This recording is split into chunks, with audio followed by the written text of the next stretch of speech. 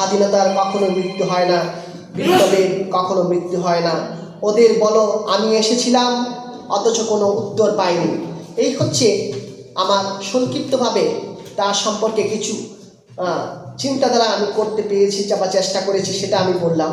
এবার আমি যেটা একটু করে বলতে চাইছি সেটা হচ্ছে যে তিনি যে আমি যেটা বললাম রাহুলজি যে মানব সমাজ গ্রন্থে তিনি বুদ্ধকে কিভাবে দেখেছেন। তিনি বলছেন ভারতে বুদ্ধকে সর্বপ্রথম পাওয়া যায় যিনি ব্যক্তিবাদ এবং ব্যক্তিগত সম্পত্তির বিরোধী ছিলেন, অর্থাৎ সমষ্টিবাদের পক্ষপাতী ছিলেন। তিনি তার ভিক্ষুণীদের সঙ্গে অর্থনীতি সাম্য প্রচলিত করেছিলেন। বুদ্ধের এই সামাজিক দর্শন বিকশিত হয়ে খুব বড় আকার নিতে পারত, কিন্তু যে এশীয় সমাজে তার বীজ উত্তপ্ত হয়েছিল সেই সমাজ ছিল প্রগতিশূন্য। তাই আশ্চর্য হওয়ার কিছু নেই যদি সে বীজ অঙ্কুরিত না হতে পারে। রাহুল সংকীর্তনের মানব সমাজ 256 নম্বর পৃষ্ঠায়।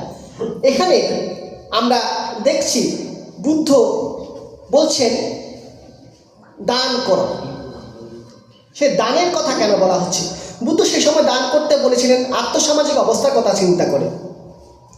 তোমরা ভিক্ষু সঙ্গে করে তোমরা দান গ্রহণ করো, যারা দিচ্ছে তাদেরকে দান গ্রহণ করো, কিন্তু দান তোমরা ব্যক্তিগতভাবে রাখতে পারবে না। সেটা বৌদ্ধ বিনয় পিটকে বলা হয়েছে। কিন্তু একদিকে বলছে দান নাও বা দান করো বা দান গ্রহণ করো, কিন্তু আবার বলছে তোমরা নিতে পারবে না, একা কিন্তু কোনো কিছু ভোগ করতে পারবে না, সামগ্রিকভাবে রাখতে হবে। এইভাবে বুদ্ধ বিনয় পিটকে এগুলো বলেছেন। পাশাপাশি তিনি সেই সময়ে যে বুদ্ধ চেয়েছিলেন যে আর্থসামাজিক অবস্থা সেরকম সেই সময় কেমন ছিল ভারতবর্ষে, সেই দান করতে গিয়ে বুদ্ধ এটাই চিন্তা করেছিলেন যে সম্পদের সুষম বন্টন কী করে করা যায়। সেটাই কিন্তু বুদ্ধ চেয়েছিলেন, সম্পদের সুষম বন্টন, আয়ের সুষম বন্টন কীভাবে করা যায় সেটাই বুদ্ধ দেখেছিলেন, বুদ্ধ শিখিয়েছিলেন এবং ভিক্ষু সংঘকে সেই উপদেশ তিনি দিয়েছিলেন।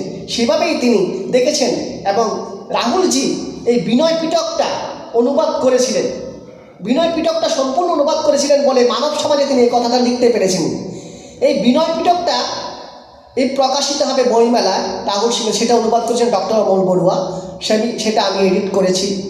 এই বিনয় পিটকটা তিনি কিভাবে পড়েছেন, কিভাবে সেখানে বৌদ্ধ ভিক্ষুদের গ্রহণ করতে বলছে, কিন্তু গ্রহণ করা রাখা যাবে না, কিন্তু সেটাই যে সম্পদের সুষম বন্টনের চিন্তা বুদ্ধ যে করেছিলেন সেটা রাহুলজি যে মানব সমাজে তিনি তুলে ধরেছিলেন।